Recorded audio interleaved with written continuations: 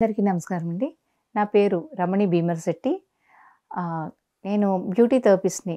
గత 27 ఇయర్స్ నుంచి వైజాగ్‌లో బ్యూటీ క్లినిక్ రన్ చేస్తూ, 16 ఇయర్స్ నుంచి ధ్యానం పరిచయం చేసుకున్న తర్వాత ఆత్మ సౌందర్యం అనే ఒక చక్కటి అంశాన్ని నా లోపల నుంచి ఎప్పుడైతే అది ఒక చక్కటి ఒక ఒక ప్రసవం అయినట్టు నా లోపల నుంచి ఆత్మ సౌందర్యం ఒక బిడ్డలా పుట్టుకొచ్చిందో అప్పటి నుంచి ఇప్పటి వరకు దాని మీద సాధన చేస్తూ మరి ఆత్మ సౌందర్యం అని ఒక చక్కటి బుక్ రాయడం జరిగింది. మరి వీటన్నిటికి కారకులైన పితామహ బ్రహ్మర్షి పత్రి సార్‌కి అనంత వేల కోట్ల ఆత్మ నమస్కారాలు. మరి 2010లో ఆత్మ సౌందర్యం అనే బుక్‌ని పత్రి సార్ చేతుల మీదుగా రిలీజ్ చేయడం జరిగింది. అలాగే ఇన్నర్ బ్యూటీ అని 2024లో డాక్టర్ జీకే సార్ చేతుల మీదుగా లండన్ యూకేలో అది రిలీజ్ చేయడం జరిగింది. మరి ఆత్మ సౌందర్యం అంటే ఏంటి? అది దాని ద్వారా అందాన్ని ఎలా పెంచుకోవచ్చు? ఆత్మకి సౌందర్యం ఉంటుందా? మనకి వచ్చే ఒక ప్రశ్న. ఆ ప్రశ్న నాలో కూడా ఉండేది. మరి ఏంటి అంటే ఆత్మ సౌందర్యం ద్వారా మనం సౌందర్యాన్ని పెంచుకుంటే మన బాహ్య సౌందర్యం అక్కర్లేదా? అంటే దానికి లేదండి. బాహ్య సౌందర్యానికి కావాల్సినవన్నీ మనం ఆ మెరుగులు పెట్టుకుంటూ తర్వాత బాహ్య సౌందర్యాన్ని ఎలా అయితే పెంపొందించుకుంటామో పెంపొందించుకుంటూ మరి యాజ్ ఎ బ్యూటీషియన్‌గా నేను కొన్ని ఎప్పుడు ప్రిస్క్రైబ్ చేస్తూ హెయిర్‌కి అంటే ఒక హెయిర్‌కి ఖచ్చితంగా షాంపూ, హెయిర్ క్లీనర్‌కి ఎలాగైతే అన్నీ యూజ్ చేస్తామో అలాగే ఫేస్‌కి క్రీమ్స్ ఇవన్నీ ఎలా యూజ్ చేస్తామో వాటితో పాటుగా మన ఆత్మ సౌందర్యం అంటే ఆత్మ జ్ఞానాన్ని మనం దాన్ని యాడ్ ఆన్ చేస్తే ఇంకా ఒక అద్భుతమైన సౌందర్యం మన సొంతం అవుతుంది. ఎందుకంటే అందం అనేది మన సొంతం. అందం అనేది మన హక్కు. అందంగా ఉండాలని ప్రతి ఒక్క చిన్న పాపాయి నుండి పెద్ద ముసలమ్మ వరకు ప్రతి ఒక్కళ్ళకి అందం అంటే ఎంతో ఇష్టం. మరి ఈ అందం మన ఎవరి ద్వారానో కాకుండా అంటే ఒక బ్యూటీ థెరపిస్టో, నేచురోక్యూర్‌లోనో లేదు అంటే ఒక డెర్మటాలజిస్టో ఇలా రకరకాల సాధకులతోటి మనం మెరుగులు దిద్దించుకుంటూ అంటే వాళ్ళు చేస్తే వాళ్ళు ఇంకా అవసరం లేదా ఆత్మ సౌందర్యం ఉంటే వాళ్ళు మనకి వాళ్ళ దగ్గర చేయించుకోక్కర్లేదా అంటే లేదండి. అది కూడా కంపల్సరీగా అవసరమే. ఎందుకంటే వాళ్ళు ఎంతో స్టడీ చేసి ఎంతో దానికి టెక్నిక్స్‌తో ఎంతో బాగా మన స్కిన్ మీద, హెయిర్ మీద ఉండే సమస్యల్ని వాళ్ళు ఎంతో చక్కగా వాళ్ళు ఆ సమస్య నుంచి ఓవర్‌కమ్ అయ్యేటట్టు వాళ్ళు మనకి పోషణ అంటే సర్వీస్ ఇస్తారు. అది కూడా ఎంతో అవసరమే. అది లేకుండా కాదు. కాకపోతే దానికి ఈ ఆత్మ సౌందర్యం యాడ్ అయితే ఎంతో అద్భుతం. అంటే ఒక స్త్రీ అయినా, ఒక పురుషుడైనా కూడా ప్రతి ఇంటిలో ఒక ధ్యాని ఉండి ధ్యానం చేస్తే మరి ఆ ధ్యానం ద్వారా ఆత్మజ్ఞానాన్ని తెలుసుకుంటే ఆత్మజ్ఞానం ద్వారా ఆత్మ సౌందర్యాన్ని చేరువవుతాము. ఈ ఆత్మ సౌందర్యం చేరువవ్వాలి, ఈ టెక్నిక్స్ అన్నీ తెలుసుకోవాలి అంటే మనం గత ఎపిసోడ్స్‌లో చెప్పుకున్న ఆత్మ సౌందర్యం ఎలా వస్తుంది? ఆత్మ సౌందర్యంలో ఉండే కాన్సెప్ట్స్ అన్నీ ఏంటి? ఆ కాన్సెప్ట్స్ ద్వారా మన అందం, ఆనందం, ఆకర్షణగా ఎలా ఉండగలుగుతాము? మరి వాటన్నిటికి మనం ఏంటి తీసుకోవాలంటే బాడీ, మైండ్, ఇంటలెక్చువల్ తర్వాత సోల్‌కి పెట్టే ఆహారం, ఫుడ్ ఏంటి?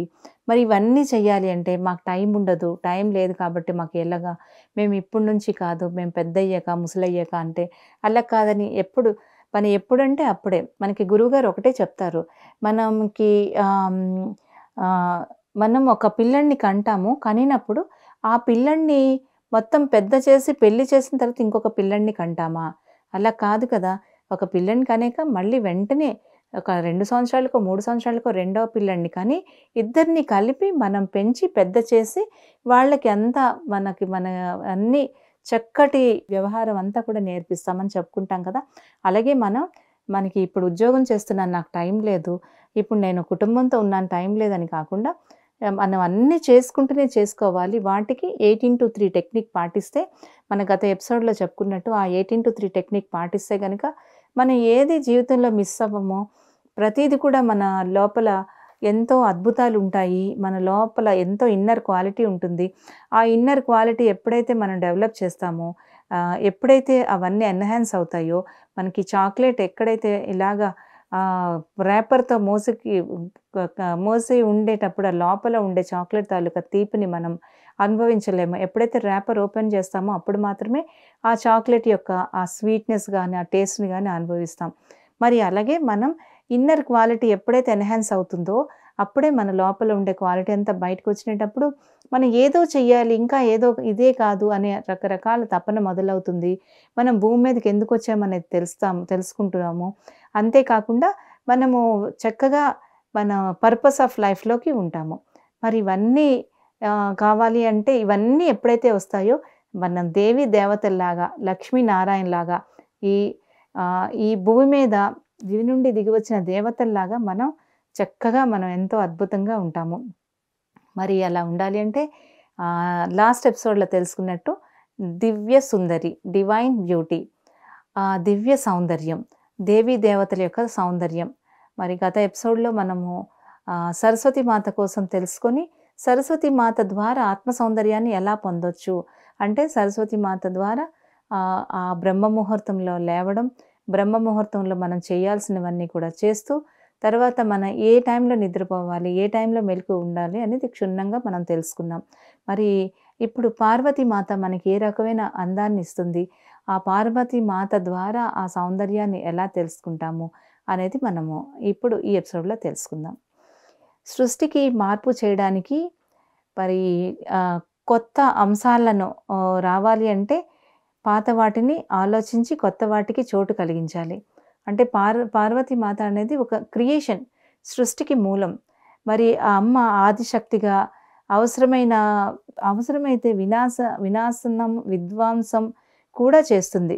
సృష్టిని శుభ్రపరచడంలో అంటే మనకి శుభ్రపరచడంలో, సమతుల్యత ఒక బ్యాలెన్స్ చేయటంలో, తర్వాత ఆమె అమ్మగా ఎంతో బ్యాలెన్స్ చేసే శక్తి ఆమెకి ఉంది. అంటే మనకి వినాయకుడి కథ తెలుసుకునేటప్పుడు మనకు తెలుసు. ఇవన్నీ కూడా మన మన యొక్క రెగ్యులర్ దినచర్యలో మన ఇంటి వాతావరణానికి ఒక అమ్మవారి రూపంలో ఉండే ఆడవాళ్ళకి అంత శక్తి ఉంటుంది. అంటే వీళ్ళైతే మనకి కానివి ఏవైనా జరుగుతునేటప్పుడు మనకి ధ్వంసం చేసే అంత శక్తి కూడా ఉంటుంది. మనకి అది దానివల్ల మన కుటుంబ వ్యవస్థ పాడవుతుంది.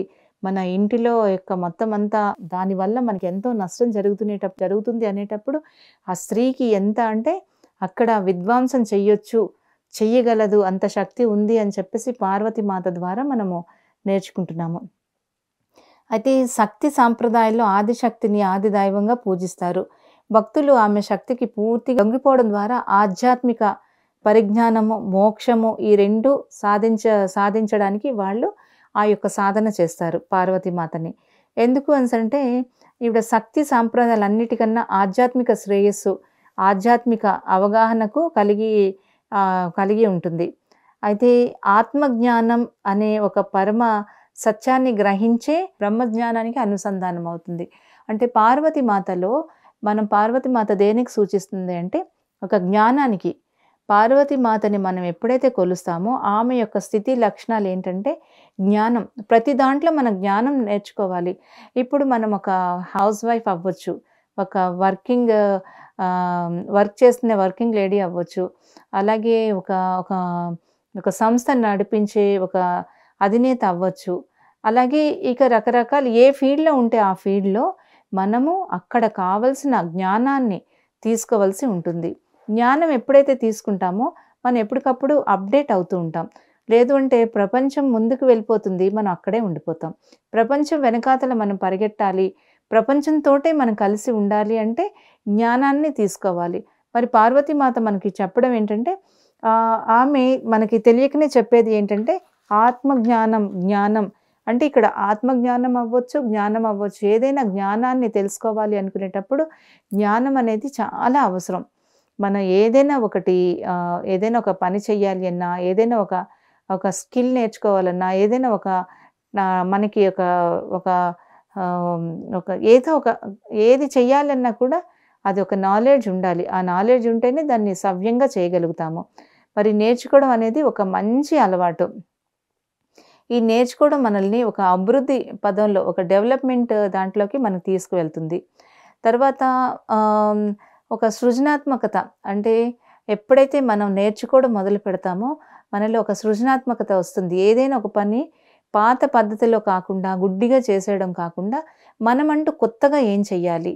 ఎలా చెయ్యాలి? దీనివల్ల అసలు మనం ఏదో పనిని ఎవరో చేశారు వాళ్ళ రకంగా చేసేద్దాము అనుకుంటే గనక, ఆ పాతగా ఎప్పుడైతే చేస్తామో దానికన్నా కొత్తగా ఒక మంచి పనిని కొత్తగా మనం క్రియేట్ చేసుకుంటూ, ఆ కొత్త వర్క్‌ని చేసుకునేటప్పుడు నిజంగా చెప్పాలంటే మన మన హెయిర్‌లో గానీ, మన స్కిన్‌లో గానీ కొత్త కణాలు అన్నీ కూడా అవి ఎంత ప్రొడ్యూస్ అవుతుంటాయి.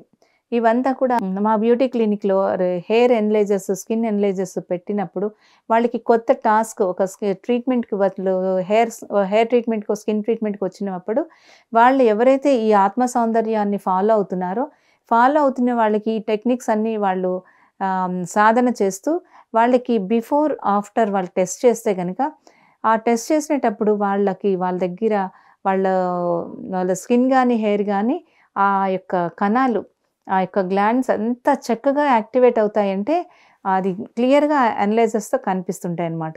ఎందుకు అనేసనంటే, మనం పాత పద్ధతులు కాకుండా కొత్తవి మనం క్రియేట్ చేసుకుంటూ, కొత్త పంతాలో మనం చేయటం, అందరూ చేసినట్టు కాకుండా మనం ఒక కొత్త మనకు మనగా అది ఓన్‌గా ఒక యూనిక్ మనమంటూ ఒక సరైన పద్ధతిలో చేసినేటప్పుడు, ఆ సృజనాత్మకత అంత చక్కగా మనకి ప్రస్ఫుటంగా తెలుస్తుంది. అంటే విభిన్న కోణాల్లో ఆలోచించి చూడడం ఆ సృజనాత్మకతకి మెయిన్ ఇదనమాట. సాధారణంగా మనం ఏదైనా పనిని గానీ, సమస్యలకి పరిష్కారం గానీ కనుగొనడం గానీ, అంతకుముందు ఎవ్వరు చేయంది మనం చేసినేటప్పుడు మరి సరికొత్త పద్ధతిలో సృజనాత్మకంగా అమలు పరచడానికి ప్రయత్నిస్తే సామాజిక పంతాల్లో కాకుండా ఉన్న వాళ్ళంతా కూడా ముందు మనల్ని అంటే ఏదైనా ఒక పనిని కొత్తగా చేస్తాము అంటే గనక నిజంగా మనల్ని పిచ్చివాళ్ళలా చూస్తారు. ఎందుకంటే ఉదాహరణ నేనే. మొత్తం మాకు విశాఖపట్నంలో బ్యూటీషియన్స్ అందరూలో మేము ఒక పెద్ద అసోసియేషన్‌లో ఉన్నాము. అందులో నేను కూడా ఒక మెయిన్ పర్సన్‌గా ఉన్నాను. అందరూ బ్యూటీషియన్స్ ఎంతో కార్పొరేట్ లెవెల్‌లో చాలా ఉన్నతంగా ఉండే బ్యూటీషియన్స్. వాళ్ళకి 1, 2 కాకుండా కొన్ని బ్రాంచెస్ ఉండే బ్యూటీషియన్స్ కూడా ఉన్నారు. వాళ్ళందరి మధ్యలో నేను ఆత్మ సౌందర్యం, ఇన్నర్ బ్యూటీ అంటే కొత్తలో నాకు ఒక పిచ్చిదానిలా చూస్తుండేవాళ్ళు. ఏంటి ఈవిడ కొత్తగా అంటది. అందరూ రెగ్యులర్‌గా మేము కొత్త నాలెడ్జ్ తీసుకోవటానికి ఒక సెమినార్స్ కండక్ట్ చేసినేటప్పుడు సెమినార్స్‌కి వెళ్ళడం, కొత్త టెక్నిక్స్ ఏది నేర్చుకున్నామో ఆ కొత్త నాలెడ్జ్‌ని ఇంప్లిమెంట్ చేయటం ఇవన్నీ చేస్తునేటప్పుడు ప్రతిసారి నేను ఇన్నర్ బ్యూటీ కోసం నేను వాళ్ళందరితో మాట్లాడడం, నాకొక 5 నిమిషాలు, 10 నిమిషాలు ఇవ్వండి ఇన్నర్ బ్యూటీ కోసం చెప్తాను అంటే, వాళ్ళు నిజంగా నన్ను పిచ్చిదానిలా చూస్తుండేవాళ్ళు. ఎందుకంటే అది కొత్త ఆలోచన, కొత్త పంతా, ఒక పాత మోస పద్ధతిలో వెళ్ళకుండా ఒక కొత్తగా చేద్దామని వచ్చినేటప్పుడు అలాగే. దాన్ని అలాగ చెయ్యగా ఎప్పుడైతే అది ఒక కొత్త విషయంగా వస్తుందో, అప్పుడు దాన్ని అందరూ మెచ్చుకుంటారు. అందరిలోకి వెళుతునేటప్పుడు మనం అందరిలో ఒకళ్ళుగా ఉంటాము.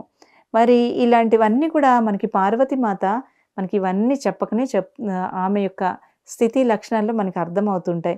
అందుకని అలాంటప్పుడు మనం ఏమాత్రం మన పిచ్చి వాళ్ళ కింద లెక్క కట్టినప్పుడు మనం నిరుత్సాహపడకుండా మనదైన శైలిలో చేస్తూ వెళ్తుంటే చివరికి మనలోని ఒక ఆలోచన శక్తి మనల్ని విజేతగా నిలబెడుతుంది. అవునండి. యెస్. విజేతలుగా నిలబెడుతుంది. మరి అలా చేయటం వల్ల ఎంతోమందికి నా బ్యూటీ క్లినిక్‌కి వచ్చిన చాలా హై ప్రొఫైల్స్ అంటే చెప్పాలి అంటే ఎంతమంది మ్యూజిషియన్స్ అంటే నాకు మ్యూజిక్ అంటే చాలా ఇష్టం ఉండడం వల్ల నాకు అంటే ఏ గూటి పక్షులు ఆ గూటిలో చేరుతారు, ఏ ఫ్రీక్వెన్సీలో ఉండేవాళ్ళు ఆ ఫ్రీక్వెన్సీకి వస్తారని పెద్ద పెద్ద సంగీత విద్వాంసులందరూ మా బ్యూటీ క్లినిక్ వచ్చినేటప్పుడు వాళ్ళకి కొత్త పంతాల్లో వాళ్ళకి సర్వీస్ ఇచ్చినప్పుడు మరి నిజంగా వాళ్ళందరి దగ్గర నేను చాలా ఆనందంగా, చాలా అద్భుతంగా నా యొక్క ఈ కొత్త సబ్జెక్ట్‌ని చెప్తూ దీని ద్వారా వాళ్ళకి ఆ యొక్క ట్రీట్మెంట్ వాళ్ళకి ఆ సేవని ఇస్తునేటప్పుడు వాళ్ళ మొహంలో ఆనందం మరి అది నా మీద అది చక్కటి వెలుగులాగా నాకు మీద ప్రసరించినటప్పుడు అదంతా కూడా నేను అది ఆస్వాదించినటప్పుడు అది అది ఎంత ఒక ఆత్మ సౌందర్యంగా నేను తీసుకోవడం జరిగింది. ఎందుకు అంటే మరి పార్వతి మాత మనకి మనదైన శైలిలో కొత్త కోణంలో చేసుకునేటట్లు మనకి ఆ అమ్మ ద్వారా మనం తెలుసుకున్నాం కాబట్టి ఆ రకంగా అది అమ్మ ద్వారా తెలిసింది. మరి ఇలాంటివి మనకి కొత్త ఆలోచన వచ్చినటప్పుడు మనకి కొంత దాని మీద కొంత వర్క్ చేయాల్సి వస్తుంది. మరి ఈ పని నాకే ఎందుకు అప్పగించబడింది అని కాకుండా ఈ పనిని నేనే ఎందుకు చెయ్యాలి? ఇదెందుకు చేయాల్సొస్తుంది అని మనం ఆలోచించాలి. అంటే కొత్త ఆలోచన వచ్చింది. కొత్త పని వచ్చింది. ఆ కొత్త పని వచ్చినప్పుడు నేనెందుకురా బాబు ఇదంతా ఈ గోల నాకెందుకు? ఈ ఆలోచనలేంటి? అందరిలాగే వెళ్ళిపోదాము అని కాకుండా, అబ్బా! ఇది నాకెందుకొచ్చింది? ఇంత గొప్ప ఆలోచన నాకొచ్చింది. దీని మీద ముందుకు వెళ్దాము అనేది మనం ఎప్పుడైతే ఆ రకంగా ఆలోచించి, ఆ కొత్త దాని మీద వర్క్ చేసుకుంటూ వెళ్తే అది ఎంతో మరి ఆ లోపల నుంచి ఇన్నర్ క్రియేటివిటీ ఆ ఇన్నర్‌లోంచి రకరకాల మనకి చెప్పాలి అంటే ఆ నైపుణ్యత వస్తుంది. మరి ప్రతీదీ బాగా ఊహించడం ప్రతిరోజు అద్భుతమైన కలలను కనడం చేసుకునేటట్టు కూడా చేస్తుంది. ఎప్పుడైతే కొత్త పనిలోకి వెళ్ళామో, ఈ పాత దానితో పాటు కొత్త దాంట్లో కూడా ఎళ్ళామో, మనకి కొత్త ఊహలు, కొత్తగా ఊహించడం అది ఎప్పుడైతే జరుగుతుందో ఒక అద్భుతాలని మనం సృష్టించగలుగుతాం. ఎందుకంటే ఊహల్లోనే అద్భుతాలు ఎప్పుడైతే సృష్టిస్తామో అది ఊహ అయిపోయిన తర్వాత మన నిజ జీవితంలో కూడా అద్భుతాన్ని సృష్టించగలుగుతాము. మరి దైనందిన జీవితంలో మన పనులకు చిన్న చిన్న ప్రయోగాలు జత చేయాలండి. మరి ఇదంతా పార్వతీమాత మనకిచ్చిన జ్ఞానం. ఈ జ్ఞానానికి ఆత్మ జ్ఞానం తోడైతే ఇంకా అది ఎంతో అద్భుతం. అంటే ఇక్కడ ఒక ఒక ఏ వృత్తిలో ఉండేవాళ్ళైనా, ఏ ప్రొఫెషన్‌లో ఉండేవాళ్ళైనా, వాళ్ళు ఎప్పటికప్పుడు అప్‌డేట్ అవ్వాలి. ఒక టీచర్ ఉన్నారంటే టీచర్ ట్రైనింగ్ ఎప్పటికప్పుడే ఏ ఏడాదికి ఆ ఏడాది 6 నెలలకు ఒకసారి టీచర్ ట్రైనింగ్ తీసుకోవాలి. డాక్టర్స్ ఉంటే సెమినార్స్‌కి అటెండ్ అవ్వాలి. బ్యూటీషియన్స్ కొత్త కొత్త సెమినార్స్‌కి అటెండ్ అవ్వాలి. అలాగే లాయర్లు ఇంకా ప్రతి ఒక్క వృత్తిలో ప్రతి ఒక్కళ్ళు కూడా టెక్నీషియన్స్ రకరకాల మనకి కనిపిస్తున్న ప్రతి ఒక్కళ్ళు కూడా వాళ్ళ పంతాలో కొత్తవి ఎవరైతే కనిపెడతారో వాళ్ళ దగ్గరికి ఖచ్చితంగా వచ్చి అవి నేర్చుకుని, ఆ జ్ఞానాన్ని తీసుకుని, మరి ఆ జ్ఞానంతో పాటు ఆత్మ జ్ఞానాన్ని కూడా తోడు చేస్తే అది ఎంతో అద్భుతంగా మనము ఆ జ్ఞానం వల్ల మనం ఎంతో నేర్చుకోగలుగుతాము. ఇవన్నీ కూడా ఏంటంటే ఈ కొత్త ఆలోచనలొచ్చినేటప్పుడు, ఈ కొత్త పనులు చేసినేటప్పుడు, సూర్యోదయంలో, తర్వాత సంధ్యా సమయంలో ఇవన్నీ ఎంతో పెట్టారండి. అందుకని ఒక్కొక్క మాతని పూజ చేస్తున్నప్పుడు ఎర్లీ మార్నింగ్ ఉదయ ఉదయ ఉదయం పూట మనం చేసే ఉదయ రాగాల్లోని, అలాగే సంధ్యా వేళల్లో ఆయా కాలాల్లో మన యొక్క ఆలోచనతో అది ఉంటే, ఈ యొక్క నాలెడ్జ్ ఏదైతే ఉందో వాటన్నిటిని కూడా మనం నెమరు వేసుకుంటే, మన నాలెడ్జ్‌నే కాకుండా మనకుండే ఆ జ్ఞానాన్ని నలుగురికి పంచడం, నలుగురి దగ్గర ఉండే జ్ఞానాన్ని మనం తీసుకోవడం. అంటే ఇచ్చి పుచ్చుకోవడం. అంటే పార్వతీమాత మనకెప్పుడు జ్ఞాన ప్రసాదిని. ఆమె ద్వారా మనం జ్ఞానం తీసుకుంటే ఎవరికైతే జ్ఞానం ఉందో, ఎవరైతే నాలెడ్జబుల్‌గా ఉంటారో వాళ్ళు నిజంగా ఆ జ్ఞానమే వాళ్ళకి అందాన్ని ఇస్తుంది. ఒక టాలెంట్‌తో ఉండేవాళ్ళు, స్కిల్‌తో ఉండేవాళ్ళు నిజంగా వాళ్ళు ఎంత అందంగా కనిపిస్తారండి. అలాంటి అందమైన వాళ్ళు అంటే ఇక్కడ అష్టావక్రుడిని మనం చెప్పుకోవచ్చు. అష్టావక్రుడు జ్ఞానం వల్లే ఆయనకి ఎన్ని వంకర్లున్నా కూడా ఎంతోమంది స్త్రీలు ఆయన మీద మోహించి అట్రాక్ట్ అయ్యి ఆయన్ని వివాహం ఆడాలనుకున్నారు. ఎందుకంటే ఆయనలో ఉండే జ్ఞానం. మరి వచ్చే ఒక ఎపిసోడ్‌లో మనం దుర్గాదేవి కోసం తెలుసుకుందాము. ఆ దుర్గాదేవి వలన మనం ఆత్మ సౌందర్యాన్ని పార్వతీమాత మనకి జ్ఞానంతో ఎలాగైతే ఆత్మ సౌందర్యాన్ని ఇచ్చిందో, దుర్గాదేవి మనకి ఏ రకమైన ఆత్మ సౌందర్యాన్ని ఇస్తుందో తెలుసుకుందాం. అంతవరకు నమస్తే అండి. నమస్కారం.